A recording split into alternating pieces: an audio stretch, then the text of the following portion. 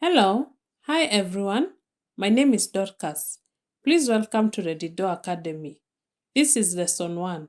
In this lesson, I am going to explain to you what academic writing is and its key characteristics.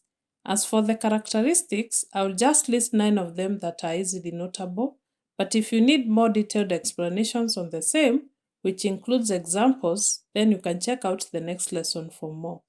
So, let's dive in. Academic writing is a formal writing style that is used in colleges and universities. It's what students are expected to produce for classes and what professors and academic researchers use to write scholarly materials. Some of the key characteristics of academic writing are as follows. 1. Academic writing uses a formal tone. Number 2, academic writing is tailored for a specific audience. That is, the audience typically consists of scholars, researchers, students, and professionals within a specific academic discipline or field. Number 3, academic writing presents information and arguments based on evidence rather than personal opinion or bias. Number 4, academic writing relies on evidence from credible sources to support arguments and claims.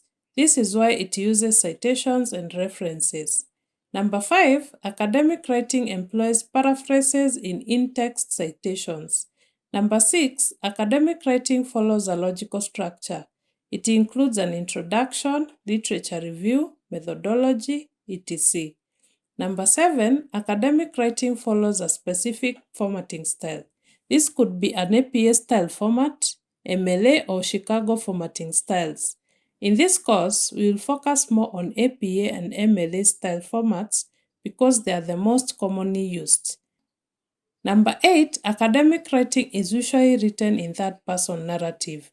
And finally, academic writing uses active voice rather than passive voice. So that's it for now.